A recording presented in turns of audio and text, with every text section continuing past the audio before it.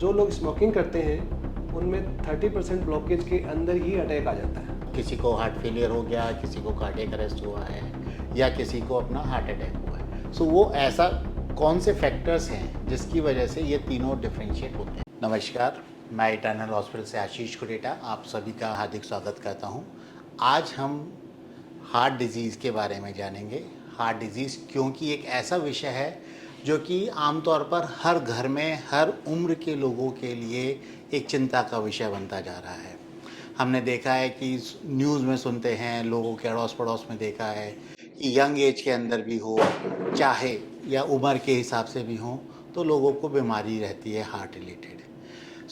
इस चीज़ को समझने के लिए कि हार्ट में डिफरेंट टाइप्स की प्रॉब्लम कौन कौन सी होती हैं, उनका हम किस तरीके से अपने अपने आप को उससे बच सकते हैं, उनके लक्षण क्या हैं, घर में जब कभी भी किसी मेंबर को अगर ऐसी परेशानी हो रही है, आस पड़ोस में किसी को भी ऐसी कुछ परेशानी हो रही है, तो हम उसका फर्स्ट एड ट्रीटमेंट कर सकें और जल्दी से जल्दी नज़दीक के स्पेशलिस्ट कार्डियोलॉजिस्ट के पास हम लेके जाएं।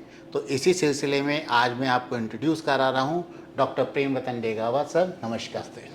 Doctor Prem Ratan Degawat sir associate director TAVI and structural heart disease programme के हैं, कार्यरत इटर्नल हॉस्पिटल के अंदर, प्लस डायरेक्टर हैं TMVR। ये अभी जो दो शब्द मैंने अभी जो आपके सामने यूज़ किए हैं, TAVI and structural heart disease and TMVR, इनके बारे में भी हम थोड़ा अभी अपने आने वाले टाइम में इंटरव्यू के अंदर सर से समझेंगे कि ये क्या चीज़ें हैं। प्लस आपको बताना चाहूँगा कि डॉक्टर प्रेम रतन का एक्सटेंसिव एक्सपीरियंस है, क्योंकि इन्होंने राजस्थान से ही जुड़ते हुए MBBS और MD इन्होंने की है बीकानेर से। उसके बाद में इन्होंने स्पेशलाइजेशन किया है कार्डियोलॉजी के अंदर, DM किया है इन्होंने king George medical university Lucknow से। सर, एक मैंने जैसे अभी इंट्रोडक्शन में आपको बताया कि हम लोग नॉर्मली देखते हैं आसपास घर के अंदर या घर के आसपास भी कई लोगों को प्रॉब्लम होती है हार्ट रिलेटेड, और कई लोगों को ये समझ में भी नहीं आता है कि सुबह सुबह जब सो के जब उठते हैं तो देखते हैं परिवार के जो सीनियर बंदा है, सीनियर सिटीजन है, वो किसी को कुछ बिना बताए ही उनकी डेथ हो जाती है। मैं एक समझना चाहता हूँ, क्योंकि मैं इस फील्ड से जुड़ा हुआ हूँ, इसलिए मैं वो टर्म यूज़ करना चाहूँगा जिनको हम बोलते हैं heart attack, heart failure and cardiac arrest. ये तीन चीज़ें ऐसी हैं जिसको कि लोग बाग कई बार समझ नहीं पाते हैं, और इनमें से घातक कौन से हैं और किन का इलाज समय पे रहते हुए उपचार हो सकता है, हम उनके बारे में जानेंगे। तो सर, पहले आप ये बता दीजिए हमको कि cardiac arrest, heart attack and heart failure में क्या डिफरेंस है। आशीष जी, आपने बहुत अच्छा क्वेश्चन पूछा है, क्योंकि आजकल हम लोग अखबारों में भी पढ़ते हैं, रोज़ अखबार में होता है कि अचानक से हार्ट अटैक आया या कार्डियक अरेस्ट हुआ और मरीज़ अचानक से डेथ हो गई जिसकी।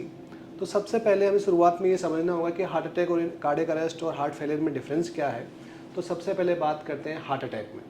हार्ट अटैक का मतलब है कि हार्ट की खुद की खून की नसें, नॉर्मली हार्ट क्या है कि पूरे शरीर को ब्लड सप्लाई करता है।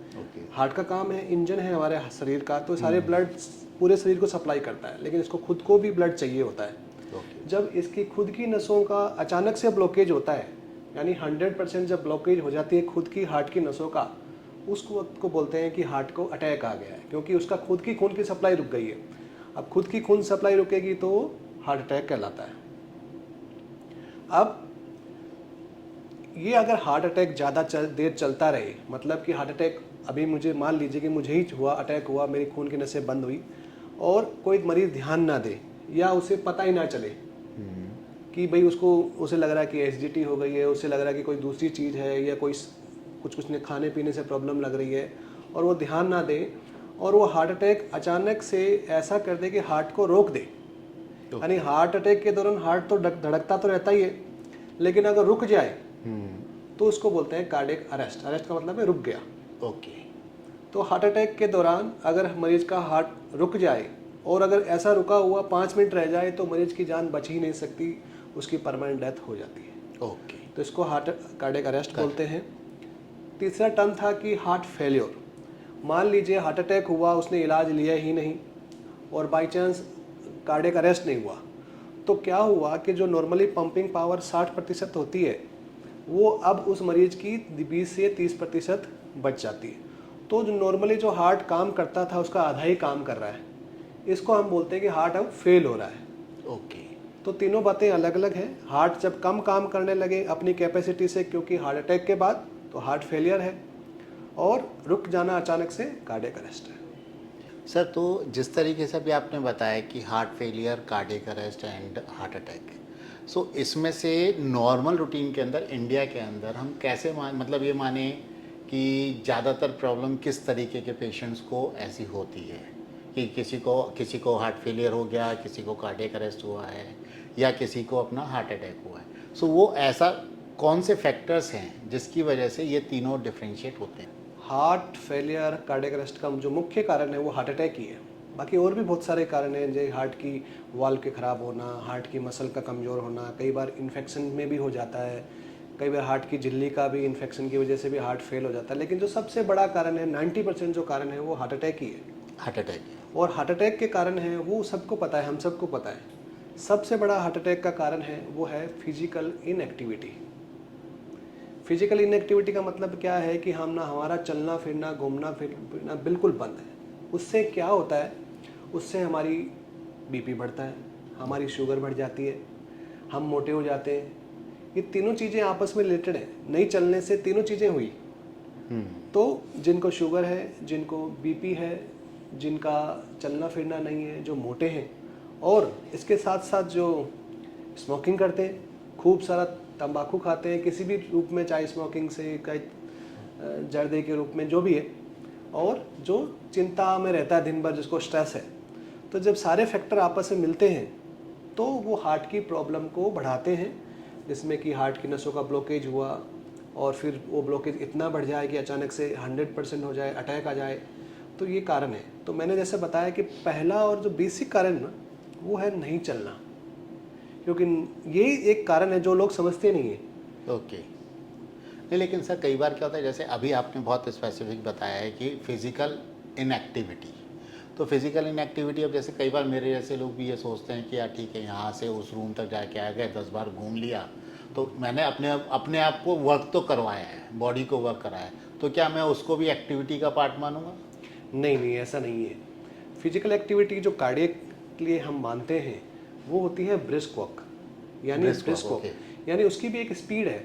यानी हम आधा घंटे में अगर 4 किलोमीटर चलें, यानी ऑलमोस्ट एवरेज स्पीड हो जाएगी 7 किलोमीटर पर आवर की स्पीड से।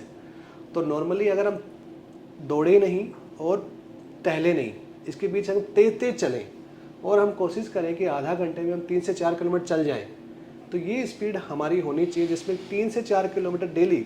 इसका कोई टाइमिंग नहीं है कि आप सुबह चलें, दोपहर, शाम को। सबसे बढ़िया तो सुबह ही रहता है, पर बाई चांस नहीं टाइम मिल रहा है तो शाम को, नहीं है तो दिन में, नहीं तो ऑफिस में भी अगर आपको फ्री है ट्रेडमिल कर लीजिए, या कुछ नहीं कर पा रहे हैं तो। ओके। तो ये स्पीड होनी चाहिए, और वो एक साथ होनी चाहिए। ऐसा नहीं है कि 1 किलोमीटर सुबह, 1 किलोमीटर दोपहर, शाम को, नहीं। तो अगर ये करेंगे तो वो हार्ट को बेनिफिट होगा।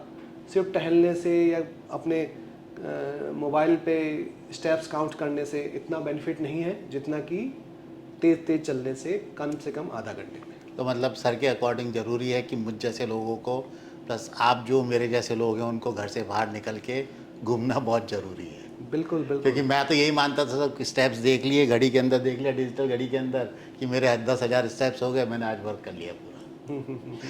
तो सर अभी जैसे अभी आप बता रहे थे कि इस तरीके से हम लोगों को करना चाहिए एक्टिविटी। अभी एक ट्रेंड एक और देखा है सर, थोड़ा सा वो नेगेटिव साइड पे ज़रूर जाता है। वो ये है कि युवा जो है आज की डेट में, वो अपने आप को फिट रखने के लिए वो ये करता है, वो जिम में जाता है। और कई बार ऐसा भी होता है कि कुछ प्रोटीन इंटेक लेने की वजह से, या फिर कुछ और उसकी लाइफस्टाइल चेंजेस की वजह से, वो हमें नेगेटिव रिजल्ट शो करता है। और उस नेगेटिव रिजल्ट में ये भी होता है कि कई बार ये बोला जाता है कि यंग एज के अंदर ही उसकी अटैक आके उसकी डेथ हो गई है। सो ये ऐसा क्यों है सर? तो सबसे पहले तो मैं कहूँगा कि फिट होना और फिट दिखना दोनों ही अलग अलग बातें हैं। हो सकता है जिसकी बॉडी अच्छी हो, अच्छा बॉडी बिल्ड हो, जिसका मतलब जिम जाता हो, बॉडी अच्छी दिखा रहा हो सकता है फिट हो ही ना। कैसे पता चला? पता कैसे लगाएंगे? अगर उस जिम वाले से पूछे कि भाई तू आधा घंटे में मुझे 7 किलोमीटर चल के, 4 से 5 किलोमीटर चल के दिखा, चल पाएगा, तो हम मानेंगे फिट है। ओके। क्योंकि बॉडी बनती है प्रोटीन से, और इंजेक्शन वगैरह आजकल बहुत सारे चलते हैं, तो मसल मास बढ़ जाता है। लेकिन फिटनेस नहीं हुई उससे। तो ज़्यादातर जो आपने बताया ना कि यंग पॉपुलेशन है, वो फिट नहीं है, वो फिट दिखती है ना। उनसे कहीं दौड़ने को कहा जाए नहीं दौड़ पाएंगे, चलने को कहा जाए नहीं चल पाएंगे। दूसरा, ये जो पॉपुलेशन है यंग एज वाली, ये स्मोकिंग बहुत करती है। स्मोकिंग, टोबैको, हुक्का वगैरह आजकल सब में चलता है, तो सबसे बड़ा रिस्क फैक्टर यही है। फिर इन लोगों में यंग एज, सब लोगों में माने यंग एज में ज़्यादा स्ट्रेस बहुत है अपनी फ्यूचर को, नौकरी का, घर पे। जो 20 और 30 के बीच जो एज है वो बहुत स्ट्रेसफुल होती है। फिर एग्ज़ाम्स का, उसके साथ अगर स्मोकिंग कर रहे हैं तो ये बहुत बड़ा रिस्क फैक्टर है।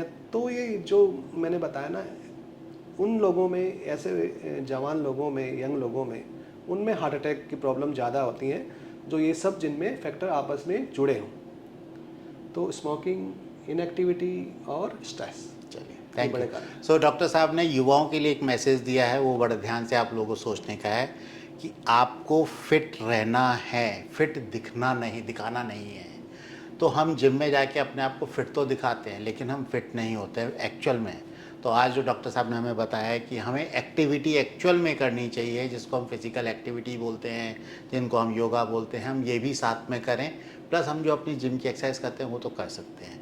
सर, अब इसी के बाद में मैं आगे आपसे पूछना चाहूँगा कि कई बार आपने ये देखा कि हमने हार्ट के बारे में बात तो कर ली कि यंग एज का और इस तरीके से होता है, वो लाइफस्टाइल चेंजेस के अलावा ऐसा क्या रीज़न है कि ऐसे कौन सी बीमारियां साथ में और हों जिसकी वजह से हमारे रिस्क फैक्टर हार्ट अटैक के और बढ़ जाते हैं? डेफिनेटली, जैसे मैंने बात की कि भी जैसे इसको शुगर हो, डायबिटीज़ हो जिसको, उसको रिस्क बहुत होता है। जिनका बीपी कंट्रोल में नहीं है उनकी ज़्यादा प्रॉब्लम है। जिनका कोलेस्ट्रॉल कंट्रोल में नहीं है, कोलेस्ट्रॉल आउट ऑफ रेंज चल रहा है, या जिसको हम नॉन मॉडिफाइबल रिस्क फैक्टर, यानी जिसकी फैमिली हिस्ट्री हो, जो कई बार कई परिवारों में हार्ट की बीमारी चलती है, उनमें हार्ट अटैक की प्रॉब्लम आने की संभावनाएं ज़्यादा होती हैं। तो एज सच कोई अलग से कोई बीमारी नहीं है कि भाई ये बीमारी हुई तो हार्ट अटैक हो जाएगा। लेकिन अगर ये सब बीमारियां, diabetes, sugar, inactivity, genetic factor जुड़ जाते हैं आपस में, तो हार्ट की प्रॉब्लम आती है। तो एज सच कोई अलग से कोई बीमारी नहीं है, और कोई ये एक बेसिक जो प्रॉब्लम्स हैं इनको ठीक करें तो हार्ट की प्रॉब्लम हो ही ना। सर, अच्छा, अभी एक चीज़ और है सर, जैसे अभी आपने थोड़ी देर पहले एक वर्ड यूज़ किया था, एसिडिटी। सो मैं जानना चाहूँगा कि सर, ऐसे जब हमारे हार्ट को कुछ प्रॉब्लम होती है तो ऐसे कौन से वो लक्षण हैं जिससे हमें सचेत हो जाना चाहिए कि अब मेरे को कार्डियोलॉजिस्ट के पास जाना ही है? क्योंकि नॉर्मली कई बार क्या होता है, आदमी देखता है कि नहीं ये तो कोई एसिडिटी की प्रॉब्लम है, और वो उसको इनो वगैरह ले लिया या अपनी उसने कोल्ड ड्रिंक पी लिया और उसके बाद वो फ्री हो गया। लेकिन वो कई बार आदमी फ्री लाइफ से भी हो जाता है। सो थोड़ा सा इसमें डिफरेंस कि एसिडिटी के और उसको कैसे पहचानें, और क्या बाकी के लक्षण हैं जिससे कि हमको सचेत हो जाना चाहिए कि हार्ट अटैक की प्रॉब्लम आ रही है? तो सबसे पहले तो हमें एक टाइम नोट करना है कि रात को 2 बजे से 5 बजे का टाइम, सोने के बाद, है ना। रात को 2 बजे से सुबह 5 बजे मानिए, तो उस टाइम में कोई प्रॉब्लम होती है तो हमें उस पर हमेशा अलर्ट पे आना है ना। चाहे कुछ भी हो, एसिडिटी हो, सीने में जलन हो, दर्द हो, तो उसको हमें लाइटली नहीं लेना है। वो एसिडिटी जो आपको नींद से उठा दे, वो साधारण एसिडिटी नॉर्मली नहीं हो सकती। तीसरी बात है कि जिस एसिडिटी में आपको पसीना छूटने लग जाए, नॉर्मल एसिडिटी में पसीना नहीं छूटता है, आपको घबराहट हो गई कि भाई अजीब सी घबराहट हो रही है। तीसरा, आपकी लग रहा है कि मेरा बीपी कुछ जैसा डाउन हो रहा है, आपको लग रहा है कि मेरी धड़कन से कमज़ोर हो रही है, या अगर आपने वो चेक किया कि मेरा बीपी भी नॉर्मल लो आ रहा है, ये मेरी धड़कन बहुत ज़्यादा हो गई है या बहुत कम हो गई है ना। और जो एसिडिटी गले तक आ जाए, ऊपर तक, यानी नॉर्मल एसिडिटी पेट में होती है और पेट के नीचे होती है, अगर ये एसिडिटी ऊपर तक आ जाए और यहाँ तक जबड़ों तक आ गई आपकी एसिडिटी चलते चलते, तो समझ जाइए कि ये साधारण एसिडिटी नहीं है। अब इसमें आपको सोना नहीं है। बहुत से लोग जो ऐसे वाले सिम्टम के साथ कुछ मेडिसिन लेके सोए हैं, वो हो सकता है वो सुबह उठे ही ना हो। कई लोग आपने सुना भी होगा कि रात को इनो पी के सो गए, तो सुबह उठे ही नहीं। तो ये ज़्यादातर ऐसी वाली एसिडिटी होती है। तो मेरा जो संदेश है बिल्कुल साफ़ है, जो एसिडिटी आपको नींद से उठा दे और इस तरह की हो, उसमें तुरंत अलर्ट होइए, ECG कराइए, अपने कार्डियोलॉजिस्ट को दिखाइए। सो ध्यान देने वाली बात है कि सर ने लक्षण भी बताए हैं कि अगर हमको पसीना आता है, चलने में दिक्कत होती है या फिर घबराहट ज़्यादा होती है या बीपी हमारा कम या ज़्यादा लगता है हमको, तो इमीडिएटली हमें इस ओर ध्यान दे देना चाहिए कि अब मेरे को एक कार्डियोलॉजिस्ट के पास दिखाना ही है। अब आप सर से जानते हैं कि अगर किसी को भी इस तरीके के लक्षण होते हैं तो सर वो आप कौन से टेस्ट प्रेफर करते हैं जिससे कि किसी को ये पता लगे कि वाकई में उसको हार्ट की प्रॉब्लम है? हार्ट अटैक का तो गोल्ड स्टैंडर्ड है कि ईसीजी होना चाहिए, तुरंत होना चाहिए। और गाइडलाइन ऐसी है कि किसी को सीने में दर्द तो विदिन 10 मिनट हो जानी चाहिए इसकी ईसीजी। और आजकल अगर कोई हम लोग जयपुर में रहते हैं तो ऐसा कोई है नहीं जो 10 मिनट में कहीं डॉक्टर के पास ना पहुंच सके और ईसीजी के पास ना पहुंच सके। तो ईसीजी इससे ही सबसे पुराना है कि इससे डायग्नोस हो ही जाता है। लेकिन ईसीजी सिर्फ हार्ट अटैक डायग्नोस होता है। हार्ट की प्रॉब्लम है कि नहीं है वो दूसरी है कि टीएमटी इको वो बात की बात है। तो इको है, टीएमटी है, लिपिड प्रोफाइल है, ये हमें बाद में पता चलता है कि हार्ट की प्रॉब्लम है। ओके। तो जैसे मैंने बताया कि हार्ट की प्रॉब्लम और हार्ट अटैक दोनों अलग अलग चीज़ें हैं। हार्ट की प्रॉब्लम है कि मेरे ब्लॉकेज है, मान लीजिए ब्लॉकेज 50% हो सकते हैं, 60% हो सकते हैं, 70% हो सकते हैं। लेकिन हार्ट अटैक तब होगा जब मेरा ब्लॉकेज अचानक से 100% होगा। तो 100% ब्लॉकेज हो गया तो पकड़ में आ ही जाएगा। 50-60% ब्लॉकेज है, 60-70% ब्लॉकेज है, वो आपकी जब तक कि आप फर्दर टेस्ट नहीं कराएंगे वो पकड़ में नहीं आएंगे। जैसे टीएमटी कराना पड़े, इको कराना पड़े, बहुत सी टेस्ट होते हैं। ठीक है सर, एक वैसे आम जनता के लिए पूछना चाह रहा हूँ कि कई बार ऐसा भी देखा गया है कि जब आपकी नसों में 50% का ब्लॉकेज आता है तो कई डॉक्टर्स तो सजेस्ट करते हैं कि आप मेडिकल मैनेजमेंट पे चलिए, और कई लोग कहते हैं कि नहीं अब आपका इसमें एंजियोप्लास्टी होनी है, स्टंटिंग होगी इसके अंदर। सो आपकी क्या राय है सर इस बारे में? बिल्कुल, राय तो बिल्कुल सबकी क्लियर है। ऐसा कोई कार्डियोलॉजिस्ट 50% में कोई एडवाइस नहीं करता है। लेकिन अगर आपको चलने में सीने में दर्द है तो चलने में सीने में दर्द तभी होगा जब ब्लॉकेज 70% से ज़्यादा होगा, है ना। अगर कोई कह रहा है 50% और आपको चलने में सीने में दर्द होता है तो हो सकता है वो ढंग से उसको चेक नहीं कर पा रहा है या कुछ एरर है, कहीं ना कुछ गड़बड़ है। तो सबसे पहले क्या दिक्कत बताई मैंने, सिम्टम्स। आपको क्या दिक्कत है उस पर निर्भर करता है इलाज। आप बोल रहे हैं भाई मुझे तो कोई दिक्कत ही नहीं है, मैं तो दिन का 4 किलोमीटर आधा घंटा में चलता हूँ। अब अगर मुझे कोई ये बोले कि दिन में 4 किलोमीटर चलता हूँ आधा घंटा में, मैंने उसके एंजियोग्राफी की मुझे 70% ब्लॉकेज चलता है तो मैं उसके तो भी स्टेंट नहीं डालता और डलने भी नहीं चाहिए। इसका मतलब है कि मैंने उसको गलत चेक किया है।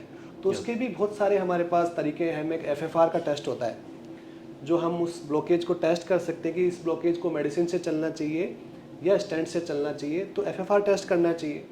अगर कोई नहीं करवा रहा है तो स्ट्रेस थैलेमेसा टेस्ट है जो बता देता है कि इसमें स्टेंट लगना चाहिए या नहीं लगना चाहिए। तो आइडियली 70% से ज़्यादा ब्लॉकेज हो जिसमें मरीज को दिक्कत हो, यानी चलने में भारीपन, सांस फूलना, तो स्टेंट लगने चाहिए। ऐसे हर 70% ब्लॉकेज का स्टेंट लगाने की भी जरूरत नहीं है। कई बार कहते हैं कि ना हमारा ना वॉल्व ख़राब हो गया, हार्ट का वॉल्व ख़राब हो गया। अभी तक हम बात कर रहे थे कि नसों में ब्लॉकेज होना और इस तरीके से है। अब हम कह रहे हैं कि कई बार ये भी सुनते हैं कि हार्ट का वॉल्व ख़राब हो गया। सो थोड़ा सा एक हमको ये बताइए कि सर ये हार्ट का वॉल्व ख़राब होना क्या कहलाता है और ये किस चीज़ को दर्शाता है? बिल्कुल, हार्ट के अंदर 4 वाल्व्स होते हैं। जैसे मैंने बताया कि हार्ट के ब्लॉकेज जो होते हैं वो तो हार्ट की नसों का खुद का खून सप्लाई होने में ब्लॉकेज होता है।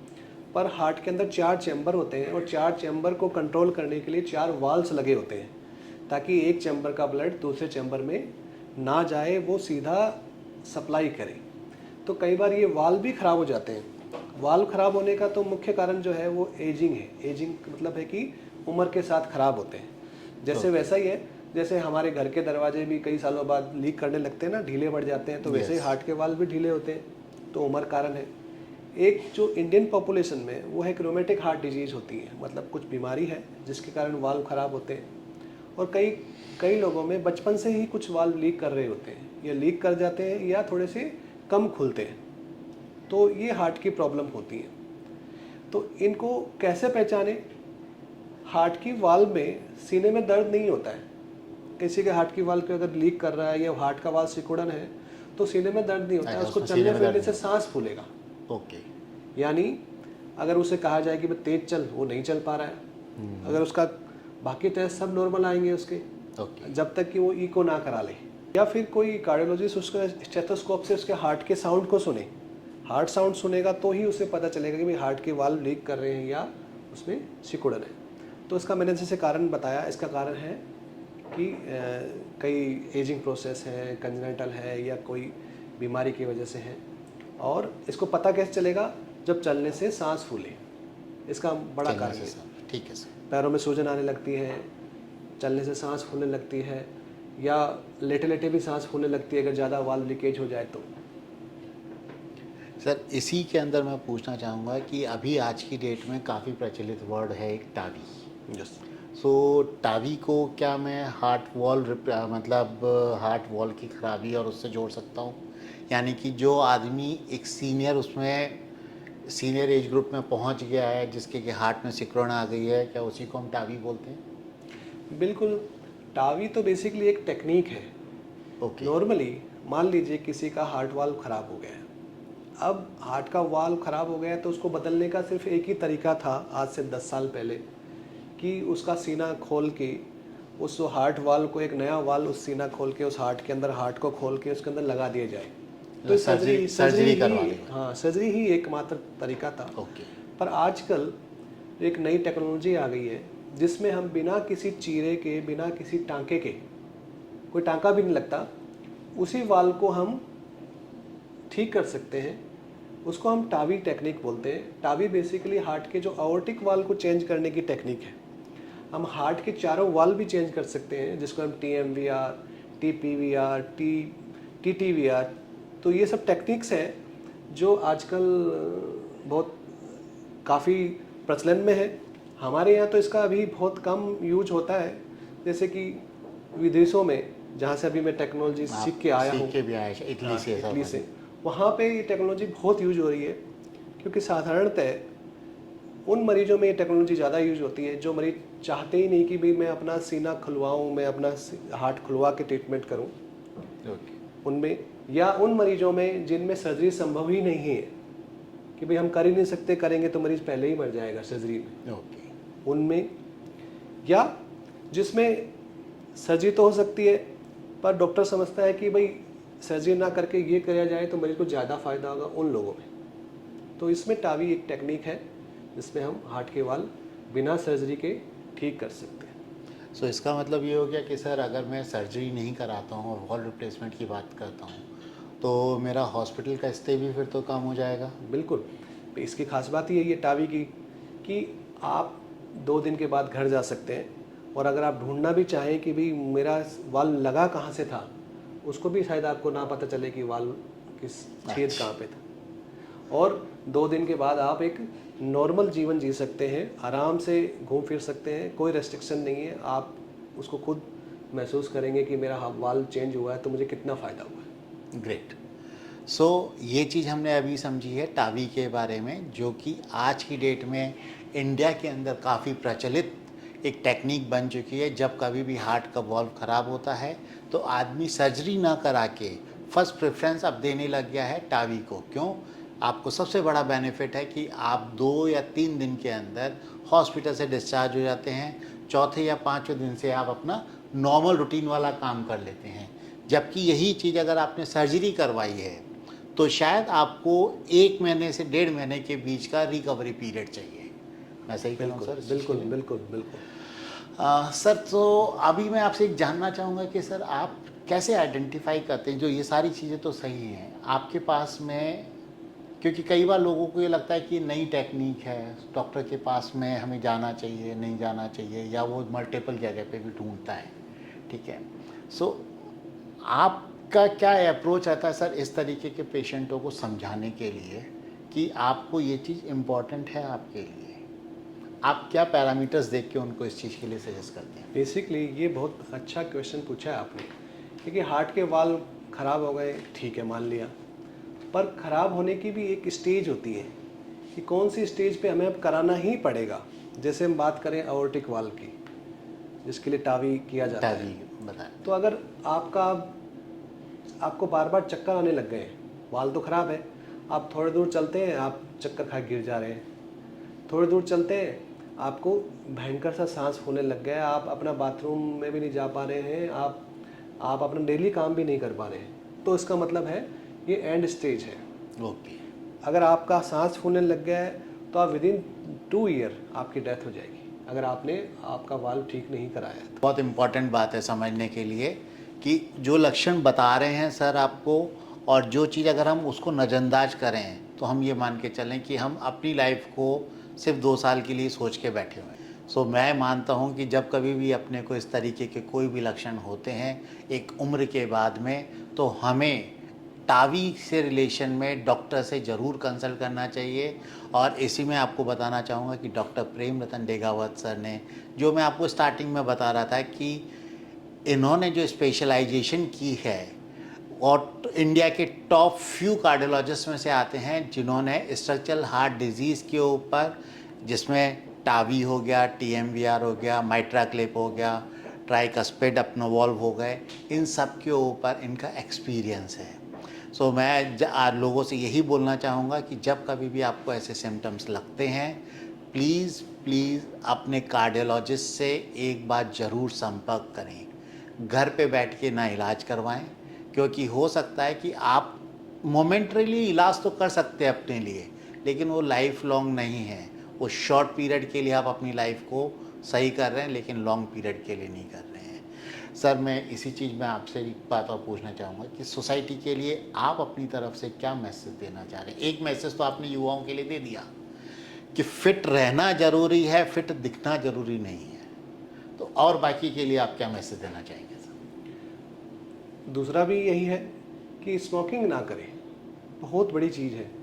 आपने देखा स्मोकिंग एक फैशन हो गया है, मतलब स्मोकिंग करना उन्हें लगता है कि एक स्टेटस सिंबल है, ये बहुत बड़ी प्रॉब्लम है। स्मोकिंग के बारे में थोड़ी सी डिटेल में बताऊंगा कि स्मोकिंग क्या करता क्या है। बेसिकली अगर मेरे पास मेरे ब्लॉकेज अगर हार्ट में 50% है, 30% है, तो हो सकता है ये बढ़ते बढ़ते 90% हो, तब तक मेरी उम्र 60-70 साल हो जाए। पर जो लोग स्मोकिंग करते हैं उनमें 30% ब्लॉकेज के अंदर ही अटैक आ जाता है। क्यों आता है? क्योंकि नॉर्मली क्या समझिए, हमारी बॉडी ने 30% ब्लॉकेज को प्रोटेक्ट करके रखती है, उस पर एक झिल्ली बना देती है, स्ट्रॉन्ग झिल्ली, कि वो अटैक ना बनाए। ब्लॉकेज तो अगर आज किसी का भी एंजियोग्राफी थोड़ी बहुत करेंगे, थोड़ी बहुत ब्लॉकेज किसी के भी आ सकते हैं, क्योंकि वो एक नेचुरल प्रोसेस है। पर हमारी बॉडी उस पर एक प्रोटेक्शन लेयर बना के रखती है उस ब्लॉकेज के ऊपर। जो स्मोकिंग है, तंबाकू है, उस प्रोटेक्शन लेयर को वीक कर देता है। और जो ब्लॉकेज है, जो 30% ब्लॉकेज है, जो लंबा चलना चाहिए था 50, 60, 60, 70 साल तक, वो इन जवान लोगों में जल्दी से अटैक बना देता है। तो यही बड़ा कारण है, क्योंकि उनके अब 30% ब्लॉकेज होगा तो सिम्टम भी नहीं होंगे। वह हेल्दी एक्सरसाइज कर रहा है, उसको मतलब उससे कोई सिम्टम नहीं होंगे। सही बात है। उसे पता ही नहीं कि मेरे अंदर हार्ट की ब्लॉकेज 30% है और मैं स्मोकिंग कर रहा हूँ, तो ये 30% मुझे हार्ट अटैक कर देगा। तो ये ज़रूरी है कि स्मोकिंग छोड़ा जाए। ये सबसे बड़ा ज़रूरी है यंग पॉपुलेशन के लिए, यंग लोगों के लिए। फिट रहे, स्मोकिंग छोड़ें। चाहे आप कुछ भी खाएं, यंग एज है तो आप खाने पीने का, मैं ये नहीं कहूँगा कि भाई आप बाहर का भी ना खाएं क्योंकि अभी एज है, सही तो खाएं। स्मोकिंग छोड़ देंगे तो आपकी 90% प्रॉब्लम हो सकता है कि हार्ट की आए ही ना। ग्रेट। एक तो ये बात हुई। तीसरा जो है कि भाई अगर आपको कोई बाई चांस आपको शुगर हो गई है, डायबिटीज़ हो गई है या कोई और भी प्रॉब्लम हो गई है, तो उनको कंट्रोल करें। अब इसको भी मैं थोड़ा सा क्लेरिफाई करूँगा कि कंट्रोल क्या मतलब है, क्योंकि आजकल हमने देखा है हमारे पास मरीज बहुत सारे ऐसे आते हैं कि बस साहब मुझे शुगर है और मैं एक दवाई खा रहा हूँ बस, तो उसे पता ही नहीं कि शुगर कंट्रोल है भी कि नहीं। उसने कभी शुगर चेक कराई ही नहीं, ना करता भी नहीं है। अच्छा, एक गोली खा रहा है, डेली गोली रहा है, तो वो गोली भी उसने खुद ही से कराया, मान लिया कि डॉक्टर से ले ली। अच्छा। पर डॉक्टर के पास दोबारा कभी गया ही नहीं, उससे जाके पूछा भी नहीं कि मेरी शुगर कंट्रोल है भी कि नहीं। तो ऐसा क्या फ़ायदा, या तो गोली खाए ही ना। मान लो 1-2 गोली खा भी रहा है, इंसुलिन भी लगा रहा है, लेकिन कंट्रोल भी नहीं है, इसका मतलब उसने अपने शुगर का कंट्रोल का ध्यान ही नहीं है। बीपी की गोली ले रहा है लेकिन बीपी चेक ही नहीं कर रहा है, अपना घर पे भी चेक नहीं कर रहा है। तो कंट्रोल करना ज़रूरी है। लेना, गोली लेना, ये ट्रीटमेंट लेना ज़रूरी है तो है ही, लेकिन उसको सही तरीके से ले। चलो, और एक लास्ट बात है कि नींद अच्छी लें।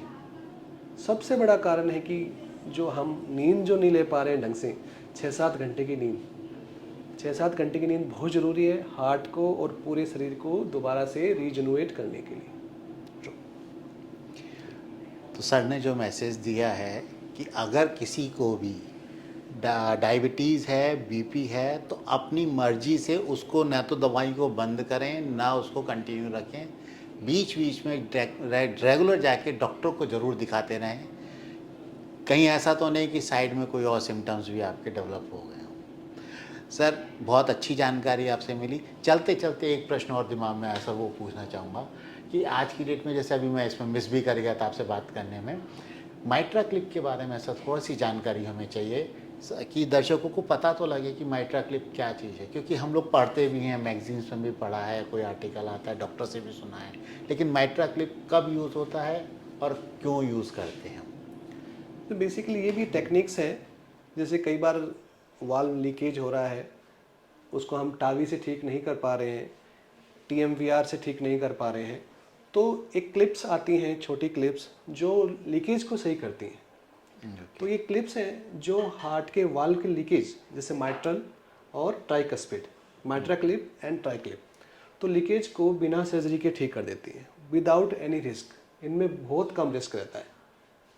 तो without risk, without surgery valve के लीकेज को ठीक करना, माइट्रल वाल्व को ठीक करने को बोलते हैं माइट्रा क्लिप, और राइट साइड के वाल्व को बोलते हैं ट्राई क्लिप। तो ये आजकल टेक्निक आ गई हैं, जो बहुत सारे पेशेंट्स हैं जो ये चाहते ही नहीं कि उनकी सर्जरी ना हो, या जिनकी सर्जरी नहीं हो सकती है, उनमें हम ये इन क्लिप्स के द्वारा उनका अच्छा इलाज कर सकते हैं और इसके रिजल्ट बहुत अच्छे हैं। हैप्पी हेल्थ पॉडकास्ट में डॉक्टर प्रेम रतन डेगावा सर ने हमें हार्ट के बारे में बहुत अच्छी जानकारी दी है, और ये जानकारी इस तरीके से दी है कि आप जब कभी भी इस वीडियो को देखेंगे आप को रिलेट कर सकते हैं अपने घर में, अपने आसपास में किसी को ऐसे सिम्टम्स तो नहीं हो रहे हैं।